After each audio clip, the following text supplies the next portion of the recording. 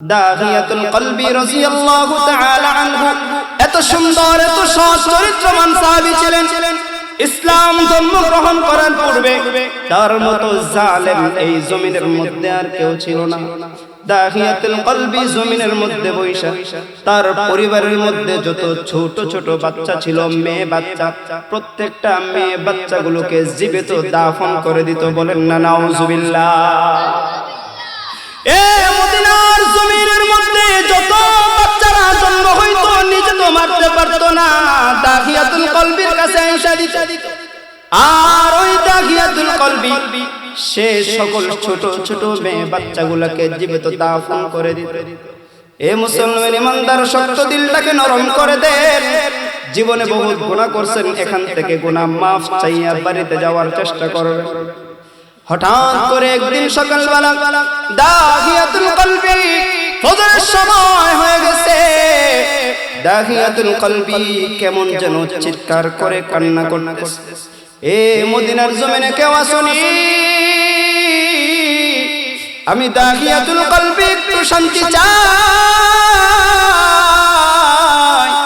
কেউ আসুনি, আমার একটু শান্তির ঠিকানা দিবা। চিৎকার করে করে কান্না করতেছে। একজন সাহাবী শুনতেছে, কি ভাই কেন তুমি কান্না করতেছো, কি কারণে কান্না করতেছো? দাহিয়াতুল কলবি ডাইকা বলে, ভাই রে, দুনিয়ার জমিনের মধ্যে আমার কাছে এমন কোনো গুনাহ নাই, আমি করি নাই, আমি একটু শান্তি চাই। কোথায় গেলে শান্তি পাইবো, একটু শান্তির ঠিকানা দিয়া দাও। সাহাবী ডাইকা বলে, দাহিয়াতুল কলবি, মদিনার জমিনের মধ্যে নবী মুহাম্মদ নামে একজন সাহাবী আসছে। ও দাহিয়াতুল কলবি, শুনছি ওই নবী মুহাম্মদ নাকি শান্তির বার্তা দেয়। বলেন না সুবহানাল্লাহ। ও দাহিয়াতুল কলবি, ওই নবীজির কাছে যদি তুমি যাও তাহলে তুমি শান্তি পাইবা, শান্তির ঠিকানা পাইবা। দাহিয়াতুল কলবি রেডি হয়ে গেছেন নবীজির কাছে যাওয়ার জন্য। আল্লাহ পাক বিকেল বেলা জিব্রাইলকে পাঠিয়ে দিয়েছে, জিব্রাইল যা আমার বন্ধুরে গিয়ে জানায় দে আগামীকাল সকালবেলা দাহিয়াতুল কলবি আমার বন্ধুর কাছে আসবে। আমার বন্ধু যেন দাহিয়াতুল কলবিকে কালিমা পড়ায়া মুসলমান বানায়া দেয়। বলেন সুবহানাল্লাহ। ফজরের নামাজের পরে সাহাবীদেরকে সাথে নিয়ে দাহিয়াতুল কলবি বসে আছে। নবীজির গার থেকে রুমাল মুবারক জমিনের মধ্যে বিছিয়ে দিয়েছে। সাহাবীরা বলতেছে, তোমরা এখানে কেউ বসো না, আমার রুমালের মধ্যে আমার দাহিয়াতুল কলবি বসবে। মসজিদে নববীর দিকে বইসা বারবার দরজার দিকে তাকায় দেখে দাহিয়াতুল কলবি ঢুকে কিনা, ঘরে ঢুকতেছে কিনা। এমন সময় নবী আমার তাকায় দেখেন দাহিয়াতুল কলবি নরম দিলে হাইটা হাইটা মসজিদে নববীর মধ্যে প্রবেশ করে নবী আমার ডাইকা বলে, ও দাহিয়াতুল কলবি, তোমার জন্য আমি চাদর বিছিয়ে রাখছি, আয়েশা আমার চাদরের মধ্যে বসো। দাহিয়াতুল কলবি চাদরের মধ্যে না বসা চাদরটাকে হাতের মধ্যে নিয়ে মুখের মধ্যে একবার চুমা খায়, কপালের মধ্যে একবার চুমা খায়। দাহিয়াতুল কলবি ডাইকা বলে, নবী আমার জীবনে এমন কোন গুনাহ নাই, আমি করি নাই, আর কোন গুনাহ করতে চাই না গো নবী। এই চাদরটা পায়ের নিচে থাকার চাদর না, এই পাঁচেই চাদরের উপরে আমি বসার যোগ্যতা রাখি না। এই চাদরের স্থান হচ্ছে আমি দাহিয়াতুল কলবির মাথার উপরে। চিৎকার করে বলেন সুবহানাল্লাহ। মুসলমান ভাইরা আমার, দাহিয়াতুল কলবি ডাইকা বলে, নবী আমার জীবনে এত গুনাহ করছি, আর কোনো গুনাহ করতে চাই না। রুমালটা পায়ের নিচে থাকার জিনিস না, রুমাল হচ্ছে মাথার উপরে থাকার জিনিস। ইয়া রাসূলুল্লাহ, ইয়া হাবিবাল্লাহ, কয়েকদিন যাবত আমি বড় যন্ত্রণার মধ্যে আছি গো নবী,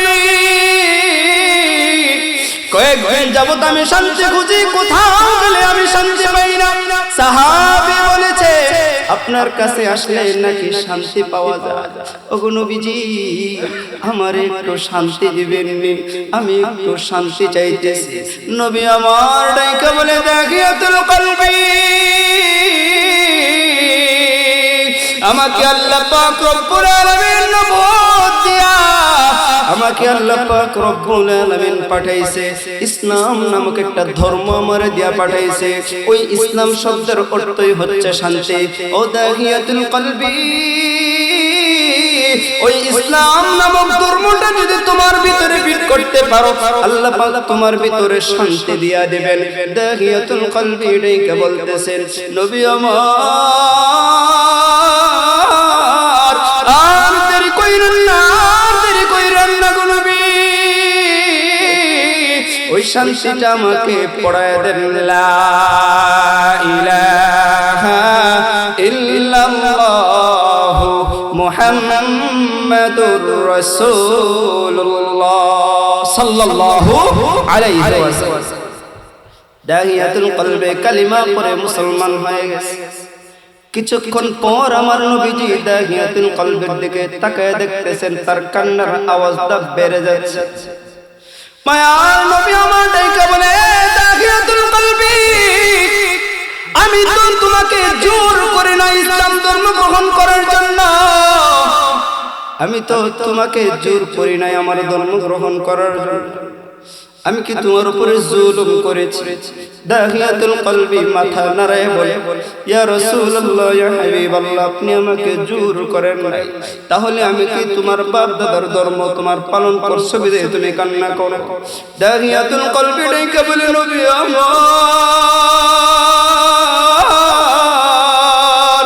আমার জীবনে আমি এত বড় গুনাহ করছি গো নবী, আমার কাছে মনে হয় আমি দাখিয়াতুল কলবির মতো বড় গুনাহ এই জমিনের মধ্যে কেউ করে নাই। সাহাবায়ে কেরাম হা করে তাকায় আছে। নবী আমার ডাইকা বলে, কি গুনাহ করছো, কি গুনাহ করছো? দাখিয়াতুল কলবি ডাইকা বলে, নবী আমার, এই জমিনের মধ্যে, মদিনার জমিনের মধ্যে যার সংসারের মধ্যে ছোট ছোট বাচ্চা মেয়ে জন্ম নিত, এবং কি আমি আমার সংসারেও বাচ্চা জন্ম নিত, নবী আমার হাতে প্রত্যেকটা মেয়ে কন্যা সন্তান গুলোকে আমি জীবিত দাফন করে দিতাম। ওগো নবীজি, গত কয়েকদিন আগের কথা, আমি আমার সফরে গিয়েছিলাম ব্যবসার উদ্দেশ্যে। আমি আমার বিবিকে বলে গিয়েছিলাম, ও বিবি, আমি ব্যবসার উদ্দেশ্যে চলে যাচ্ছে, তোমার কাছে কিছু মোহর দিয়া গেলাম, কিছু টাকা পয়সা দিয়া গেলাম, তুমি তো অন্তঃসত্ত্বা, তোমার পেটের মধ্যে সন্তান আছে। ও বিবি, এই সন্তান তো বর্তমানে বয়স হয়ে গেছে, 7 থেকে 8 মাস তোমার পেটের মধ্যে আছে। বিবি রে, তোমারে কিছু টাকা পয়সা দিয়া দিলাম। ও বিবি, তোমারে আমি নসিহত করে গেলাম, তোমার গর্ভের মধ্যে যে সন্তান আছে, এই সন্তানটা যদি মেয়ে সন্তান হয়, ওই মেয়ে সন্তানটাকে তুমি জীবিত দাফন করে দিবা, মেরে ফেলবা। আর যদি ছেলে সন্তান হয়, তাহলে আমার মতো শক্তিশালী বানাইবা, আমার মতো পেহলওয়ান বানাইবা। এই কথা বলে গো নবী আমি ব্যবসার উদ্দেশ্যে চলে গেছি। 7 থেকে 8 মাস পরে আমার বিবির গর্ভের মধ্যে সন্তান জন্ম হয়, ছেলে সন্তান। আমার বিবির গর্ভের মধ্যে কন্যা সন্তান জন্ম।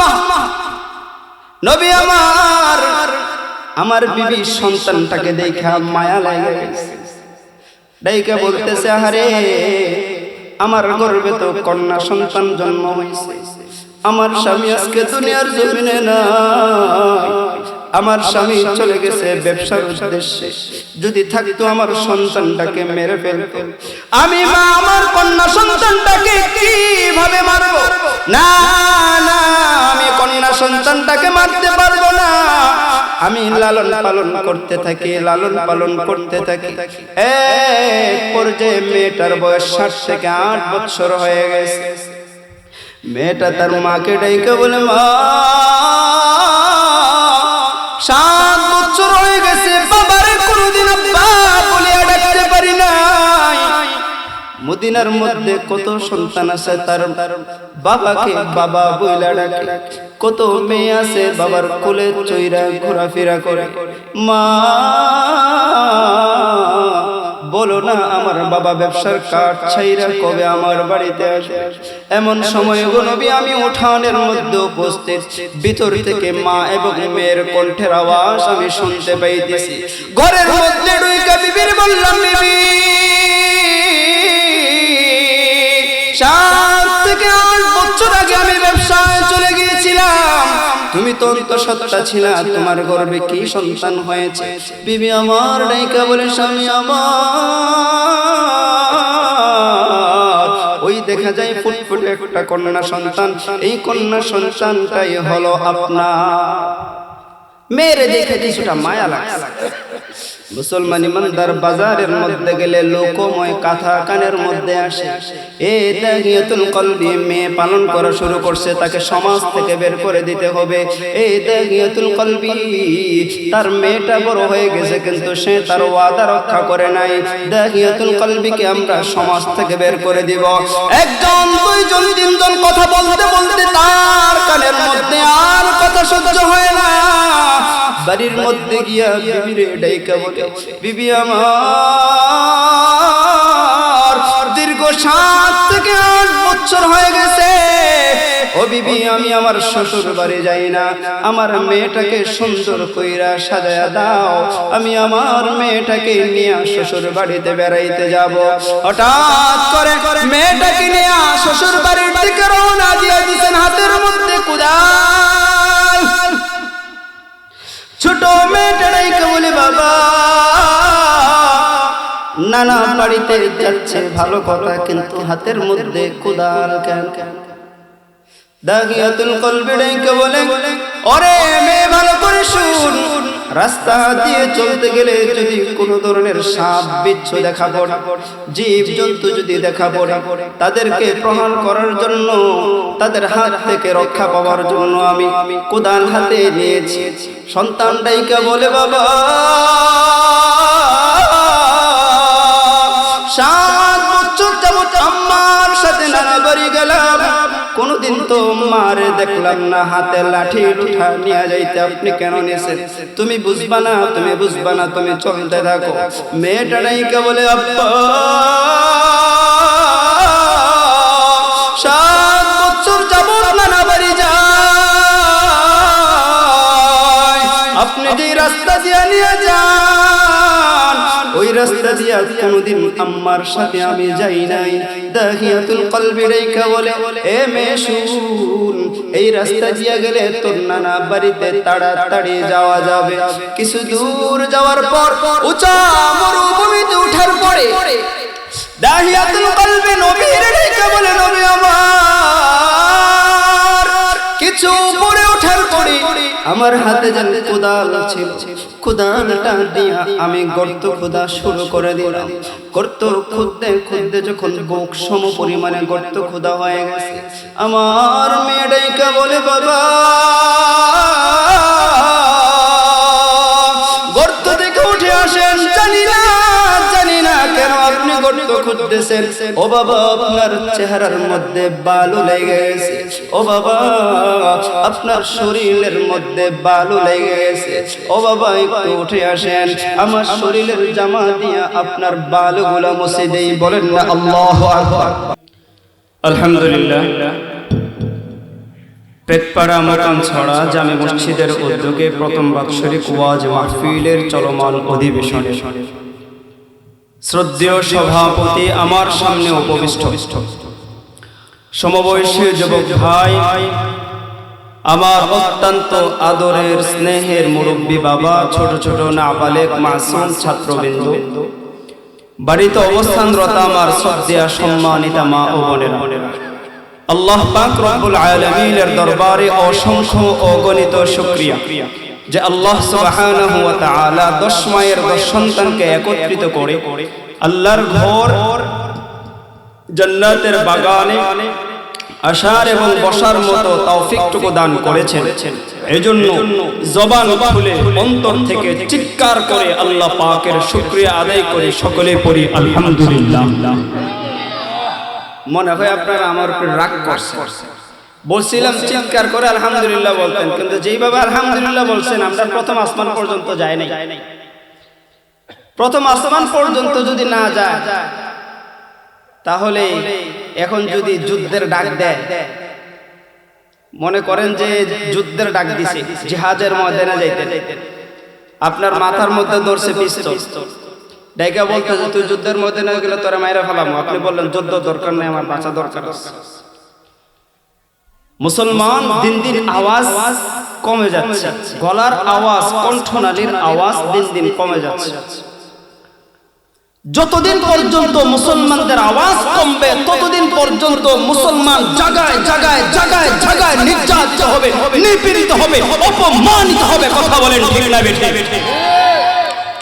আজকে মুসলমান জায়গায় জায়গায় অপমান হচ্ছে। মায়ের সামনে মেয়েকে দর্শন করছে, বাবার সামনে মেয়েকে দর্শন করছে, ভাইয়ের সামনে বোনকে দর্শন করছে। কাজ হচ্ছে একটাই, কথা হচ্ছে একটাই, মুসলমানদের তাকবীরের ধ্বনির আওয়াজ কমে যাওয়ার কারণে। আজ যদি মুসলমানদের তাকবীরের ধ্বনির আওয়াজ হযরত ওমরের মতো হতো, আজ যদি মুসলমানদের তাকবীরের ধ্বনির আওয়াজ হযরত বিলালের মতো হতো, আজ যদি মুসলমানদের তাকবীরের ধ্বনির আওয়াজ হযরত হাসান হুসাইনের মতো হতো, তাহলে কোন নাস্তিক মুসলমান আমাদের মা বোনকে দর্শন করার সুযোগ পাইত না। কথা বলেন ঠিক না বেঠিক? হযরত ওমরের মতো তাকবীর দিতে পারবেন তো ইনশাআল্লাহ? নারে তাকবীর, নারে তাকবীর। দ্বীন ইসলাম, দ্বীন ইসলাম, নারে তাকবীর।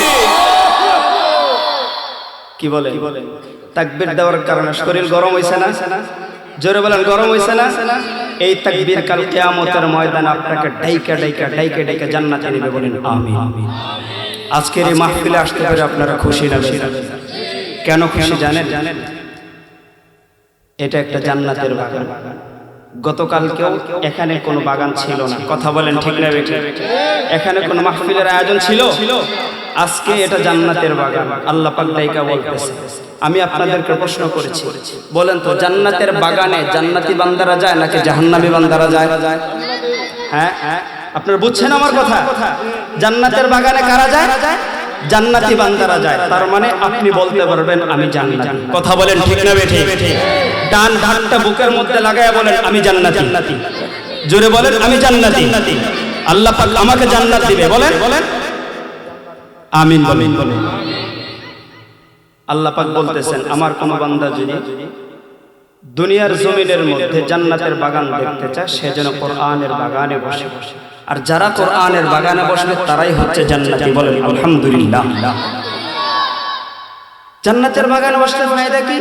আল্লাহ পাক বলেন আমি আমার ওই বান্দার জীবনের সমস্ত গুনাহগুলো maaf করে দিই। আর যদি কোনো বান্দা ওই জান্নাতের বাগানে বসার পরে বুঝতে পারে আল্লাহ জীবনে অনেক গুনাহ করছে, কবিরা সগীরা শিরকি বেদাতে, দেখা না দেখা, ইচ্ছা অনিচ্ছা, চোখের জিনা, মুখের জিনা, পায়ের জিনা, হাতের জিনা, যত ধরনের গুনাহ আছে, রব্বুল আলামিন ওলামায়ে কেরাম বয়ান করতেছে আয় আল্লাহ তওবার সুযোগ দিয়া দাও। বান্দা যখন তওবা করবে আল্লাহ বলবে বান্দা তুই জীবনে যত গুনাহ করছ না কেন, তো প্রত্যেকটা কবিরা শিরকি বেদাতি সকল গুনাহ আমি আল্লাহ পাক maaf করে দিলাম। বলেন সুবহানাল্লাহ। আমি আপনাদের সামনে অল্প কিছুক্ষণ আগে মহাগ্রন্থ আল কোরআন দুটি আয়াত তেলাওয়াত করেছি। এক আয়াতের মধ্যে আল্লাহ তাআলা বলেন কুল ইন কুনতুম তুহিব্বুনাল্লাহ,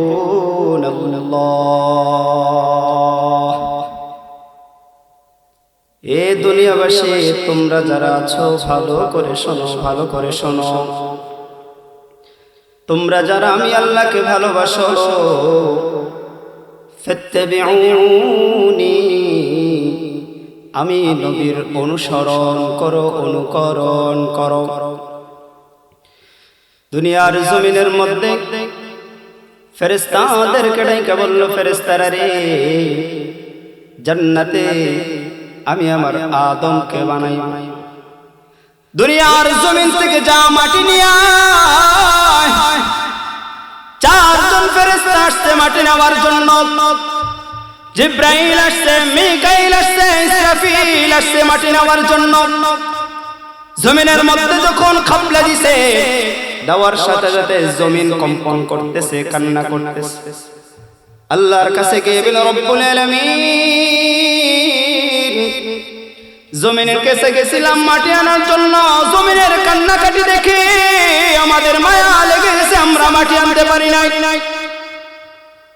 আল্লাহ পাক আজরাইলকে পাঠিয়ে দিয়েছে, যা জমিন থেকে মাটি নিয়ে আয়। আজরাইল আসছে জমিন থেকে মাটি নেওয়ার জন্য। আজরাইল জমিনের মধ্যে থাবা দিছে, থাবা দেওয়ার সাথে সাথে জমিন কান্না করতেছে, জমিন কান্না করতেছে। আজরাইল ডাইকে বলে, রে মাটি, যতই তুমি কান্নাকাটি করো, তোমার কান্না আমার দিলের মধ্যে লাগবে না। আমারে আমার আল্লাহ পাঠাইছে, আমার আল্লাহর হুকুম সবচেয়ে বড়। এ বান্দা, আল্লাহ পাক ফেরেশতারে হুকুম দিয়েছে, ফেরেশতা আমার আদম রে গলা থেকে নিয়ে পা পর্যন্ত বানা। সাবধান সাবধান, আমার আদমের চেহারা খানা বানাইছে। এ ফেরেশতা, আমি আমার আদমের চেহারা খানা মায়া দিয়ে আমার হাত কুদরতি হাত দিয়া বানাইব। বলেন না সুবহানাল্লাহ। আল্লাহ পাক তাকে বলে, আদম ভালো করে শুন, আমি তোরে কতটুকু ভালোবাসি জানোস? আসমান আমি আল্লাহ বানাইছি, কোন বলেছি ফায়াকুন হয়ে গেছে। জমিনকে আমি কোন বলেছি, সাথে সাথে ফায়াকুন হয়ে গেছে। গ্রহ নক্ষত্র তরুলতা আকাশ চন্দ্র সূর্য সবকিছু আমি আল্লাহ পাক কোন বলেছি ফায়াকুন সাথে সাথে হয়ে গেছে। আল্লাহ পাক তাকে বলে, আদম আমি আল্লাহ পাক তোরে কোন মহিলা বানাই না, আমি আল্লাহ পাক তোরে হুকুম কইরা বানাই নাই। তোরে কেমনে বানাইছি জানোস? আমি আল্লাহ পাক তোর চেহারা খানা আমার কুদরতি হাত দ্বারা বানাইছি। বলেন না সুবহানাল্লাহ। এই জন্য আল্লাহ পাক তাকে বলে, কুল ইন কুনতুম তুহিব্বুনাল্লাহ,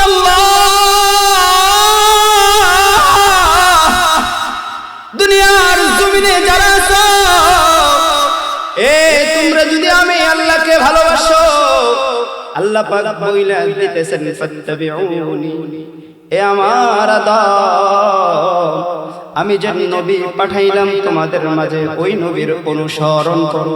কিভাবে অনুসরণ করবা? এ আমার নবী কিভাবে খায়, আমার নবী কিভাবে চলে, আমার নবীর কথা বলার ধরন কেমন, আমার নবীর ব্যবহার কেমন, আমার নবী কিভাবে ঘুমায়, আমার নবী কিভাবে সালাম দেয়, আমার নবী কিভাবে চলাচল করে, ফাত্তাবিউনি, আমার নবীর তোমরা অনুসরণ করবা। আল্লাহ পাক আয়াতের মধ্যে বলে, লাকাদ কানা লাকুম ফি রাসূলিল্লাহি উসওয়াতুন হাসানা। আল্লাহ পাক রব্বুল আলামিন লাইকা বলে, এ আদম আমি আমার নবীর কেমনে বানাইছি জানো নি? আল্লাহ পাক বলেন, তোমাদের জন্য রয়েছে নবীজির মধ্যে গ্রহণ করার মতো উত্তম আদর্শ।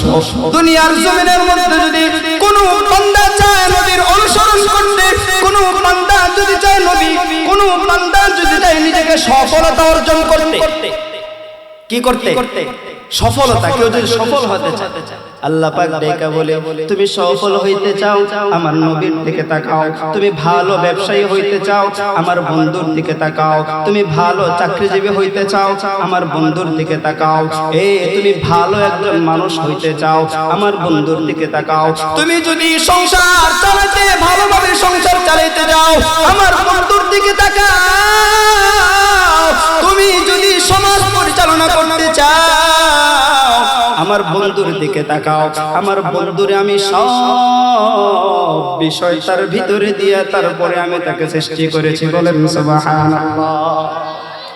আল্লাহ পাক বলেন, ও বান্দা আমি তোমারে কেমনে সৃষ্টি করছি জানো? লাকাদ কানা লাকুম ফি রাসূলিল্লাহি উসওয়াতুন হাসানা। আল্লাহ বলেন, বন্ধু আপনার জন্য রয়েছে, তোমাদের জন্য রয়েছে, এ আমার ঈমানদার বান্দারা যারা আছো, তোমাদের জন্য রয়েছে নবীজির মধ্যে গ্রহণ করার মতো উত্তম আদর্শ। বলেন না সুবহানাল্লাহ। আদর্শ তিন প্রকার। কয় প্রকার? চার প্রকার। এক প্রকার খুলুকে হাসান, খুলুকে কারীম, খুলুকে আযীম, আর আরেক প্রকার হচ্ছে সর্ব খারাপ আচরণ। আদর্শ তিন প্রকারের মধ্যে এক নম্বর খুলুকে হাসান কাকে বলে? আপনাকে একজন লোক একটা মায়ের দিছে বা একটা গালি দিছে, ধরেন একজন একটা লোক মায়ের দিছে, শরীয়ত কতটুকু অনুমতি দিছে, আপনি যদি কাউকে একটা থাপ্পড় দেন, সে আপনাকে একটা থাপ্পড় দিতে পারবে, দুইটা দেওয়ার কোনো অধিকার নাই, দুইটা দিলে সাথে সাথে সে জালেম হয়ে যায়। খুলুকে কারীম কাকে বলে? খুলুকে কারীম হচ্ছে আপনাকে কেউ একটা মার দিল, মার দেওয়ার সাথে সাথে আপনি বললেন, ভাই তুমি আমাকে মারছো, আমি তোমাকে মাফ করে দিছি, বলেন না সুবহানাল্লাহ। আর খুলুকে আযীম, এই চরিত্র হচ্ছে আমার নবীজির ভিতরে ছিল। চরিত্র কেমন ছিল? খুলুকে আযীমটা কেমন ছিল?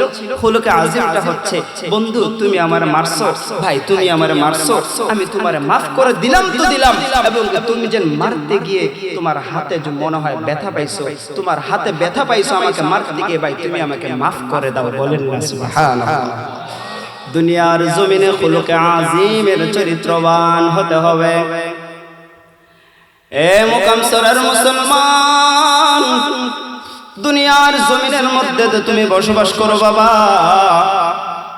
তুমি এমন ভাবে চলবা যেন অন্য কোনো মানুষ কষ্ট না পায়, তোমার চলাতে যেন কেউ কোনো ধরনের কষ্ট না পায়, তোমার চলাচল করতে গিয়ে যেন কেউ তোমার নামে কোনো বিপদ না টাইনা আনে, তোমাকে যেন গালি না দেয়। নবীর সাহাবী এত কাফের সাহাবী ছিল, নবীজির উত্তম চরিত্র পাইয়া কাফের থেকে খাঁটি মুসলমান হইয়া দুনিয়ার জমিনের মধ্যে জান্নাতের টিকিট পায় গেছে, বলেন না সুবহানাল্লাহ।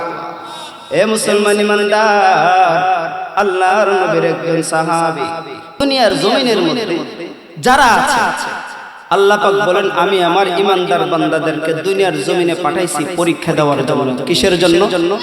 সবাই বলেন কিসের জন্য? আচ্ছা আপনাদেরকে একটা প্রশ্ন করি তো, আমাদের ছেলে মেয়েরা যেন পরীক্ষার হলে যায়, পরীক্ষায় হলে যাওয়ার আগেই কি প্রশ্নপত্র ফাঁস হয়? প্রশ্নপত্র আগে দিয়ে দেয়? যদি প্রশ্নপত্র আগে দেয় পরীক্ষা হয় নাকি বাতিল হয়ে যায়? বাতিল হয়ে যায় না? আল্লাহ পাক রব্বুল আলামিন বলেন, বান্দা তোর জমিনের মধ্যে পাঠাইছি পরীক্ষা দেওয়ার জন্য, আমি তোর ঈমানদারের পরীক্ষা নিব। পরীক্ষা তুই দুনিয়ার মধ্যে যাইয়া সবকিছু হল করবি, প্রশ্নপত্র আমি আল্লাহ পাক আগে ফাঁস করে দিছি, বলেন না সুবহানাল্লাহ। প্রশ্নের উত্তর, প্রশ্ন আল্লাহ পাক কি করবেন? কিয়ামতের দিন পরীক্ষা যেন হবে, এখানে যেন পরীক্ষার জন্য পাঠাইছে প্রশ্নপত্র, প্রশ্ন সহ আল্লাহ পাক ফাঁস করে দিছে। কেমনে ফাঁস করছে? কবরের মধ্যে গেলে প্রথম প্রশ্ন কি হবে? মার রব্বুকা, তোমার রব কে? আপনার আমার রব কে? এমন জোরে বলছেন অন্য কেউ শুনলে মনে সমস্যা, পাশেই তো আছে, সমস্যা হবে না শুনলে। আপনার আমার রব কে? হয় না, আপনার আমার রব কে? আর একটু জোরে বলেন, আপনার আমার রব কে? আল্লাহ পাক নাইকা বলেন কবরের মধ্যে 2 নাম্বার প্রশ্ন হবে, ওমা দীনুকা, তোমার দিন কি? আপনার আমার দিন কি? জোরে বলেন। ইসলামের জন্য সাহাবায়ে কেরাম শহীদ হয়েছেন, হাদির মতো বীর মুক্তিযোদ্ধা শহীদ হয়েছে। ইসলামটাকে জিন্দা রাখার জন্য যারা আজকে দুনিয়ার জমিনে ইসলামকে মিটিয়ে দেওয়ার জন্য যারা চেষ্টা করবে, খোদার কসম করে বলে, খোদার কসম করে বলে, তাদের বাংলার জমিনের মধ্যে জায়গা হবে না। কথা বলেন ঠিক না বেঠে? 2 নাম্বার প্রশ্ন হলো ইসলাম। 3 নাম্বার প্রশ্ন হাদিসের মধ্যে নবী বলেন, মান নবিয়ুকা, তোমার নবীকে? আপনার আবার নবীর নাম কি? মুহাম্মাদুর রাসূলুল্লাহ সাল্লাল্লাহু আলাইহি ওয়াসাল্লাম। এই 3টা প্রশ্ন তো আমরা সবাই জানি, কি বলেন? জানি না? সবাই বলেন জানি না।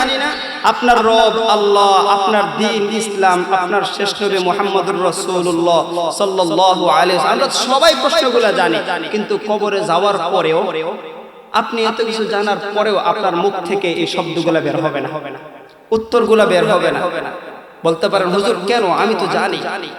আল্লাহ পাক বলতেছেন, বান্দা প্রশ্নের উত্তর তুমি যতই জানো, দুনিয়ার জমিনে থাইকা যদি তুমি ওই আমার দ্বীনের কাজগুলো না করো, তুমি বান্দা সাক্ষী দিয়েছো আমার রব কো, তোমার রব্বুকা, তোমার রবকে তুমি বান্দা বলেছো আমার রব আল্লাহ, তোমার রব যেন আল্লাহ, তোমার আমার রব কিছু বিধিবিধান দিয়েছেন, ওই বিধিবিধান অনুযায়ী তুমি চলতে পারো নাই। আমি আল্লাহ পাক তোমারে জমিনের মধ্যে পাঠাইলাম, জমিনের মধ্যে পাঠাইয়া আমার কাজ করার জন্য পাঠাইছি। আমি মালিক কালাম আল্লাহর মধ্যে বলেছি, ওয়ালানাবলুওয়ান্নাকুম বিশাইইম মিনাল খাউফ। এ ঈমানদার বান্দা, যারা দুনিয়ার জমিনে আছো ঈমানদারদেরকে আল্লাহ পাক ডাইকা বলে, কারা ঈমানদার, কারা ঈমানদার? আমানতু বিল্লাহ, যারা আল্লাহর প্রতি ঈমান আনবে, ওয়া মালাইকাতিহি, ফেরেশতাদের প্রতি ঈমান আনবে, ওয়া কুতুবিহি, আল্লাহ পাক রব্বুল আলামিন বাবা আদম থেকে নিয়ে নবী মুহাম্মদুর রাসূলুল্লাহ সাল্লাল্লাহু আলাইহি ওয়াসাল্লাম পর্যন্ত 104 খানা কিতাব জমিনের মধ্যে পাঠাইছে। ওই 104 খানা কিতাবের উপর ঈমান আনার নাম হচ্ছে ঈমানদার। ওয়া রাসূলিহি, যত নবী রাসূল আল্লাহ পাক জমিনে পাঠাইছে সকল নবী রাসূলদের প্রতি ঈমান আনার নাম হচ্ছে ঈমানদার। ওয়াল কদরি খাইরিহি ওয়া শাররিহি মিনাল্লাহি তাআলা, ভালো মন্দ যা কিছু হয় আল্লাহর পক্ষ থেকে হয়। ওয়াল বাসি বাদাল মাউত, মরণের পরে আল্লাহ পাক আপনাকে আবার জীবিত করবে। এই কথাগুলোর উপর ঈমান আনার নাম হচ্ছে ঈমানদার। আল্লাহ পাক ঈমানদারদেরকে ডাইকে বলে, ও ঈমানদার শোন, তোরে আমি জমিনের মধ্যে পাঠাইছি পরীক্ষা করব। কি দিয়া পরীক্ষা করব? আল্লাহ পাক ডাইকে বলেন, ওয়ালানাবলুওয়ান্নাকুম বিশাইইম মিনাল খাউফ, আমি আল্লাহ পাক তোরে ভয়ের মাধ্যমে ঈমানের পরীক্ষা করব। 2 নম্বরে আল্লাহ পাক ডাইকা বলেন, ওয়াল জু, এ বান্দা ক্ষুধার মাধ্যমে আমি আল্লাহ পাক ঈমানের পরীক্ষা করব। তোর ঘরের মধ্যে খিদা নাই, এ বান্দি তোর ঘরের মধ্যে 3 দিন যাবত চাল থাকবে না, তোর স্বামী বড় অসুস্থ থাকবো, আমি তোরে ক্ষুধার মাধ্যমে ঈমানের পরীক্ষা করব। ওয়া নাকসিম মিনাল আমওয়াল, মালের ক্ষতির মাধ্যমে আমি আল্লাহ পাক রব্বুল আলামিন ঈমানদারদের ঈমান পরীক্ষা করব। ওয়াল আনফুসি ওয়াস সামারাত, ফসল ফলাদের ক্ষতির মাধ্যমে আমি আল্লাহ পাক ঈমানদারদের ঈমান পরীক্ষা করব। ওয়াল আনফুসি ওয়াস সামারাত, এ বান্দা মালের ক্ষতির মাধ্যমে আমি ঈমানের পরীক্ষা করব। ব্যবসায় মাল লাগাইছিলা, লস খাইবা, ফসল ফলাদি গাছ লাগাইছিলা, পান লাগাইছিলা, জমিনের মধ্যে ধান লাগাইছিলা, এইগুলার ক্ষতির মাধ্যমে আমি আল্লাহ পাক ঈমানদারদের ঈমান পরীক্ষা করব। বান্দা তৎক্ষণাৎ যদি তুই ধৈর্য ধরতে পারো, ইন্নাল্লাহা মা'আস সাবিরিন, বান্দা তুই ধৈর্য ধরতে দেরি হবে, আমি আল্লাহ পাক তোর সাথী হতে দেরি হব না। বলেন সুবহানাল্লাহ। এই জন্য বলি যুবক ভাই, নিয়ত করো যৌতুক ছাড়া বিয়ে করবা, সাহায্য করবেন আল্লাহ। আর যারা শ্বশুর বাড়ির উপরে আস্থা রাখবা, আল্লাহর কসম, আল্লাহর কসম, তোমার ঘরে কখনো শান্তি আসবে না। যতটুকু কথা বললাম, আল্লাহ পাক আমাদেরকে ঈমানের সাথে আমল করার তৌফিক দান করেন। সকলে পড়ি আমিন।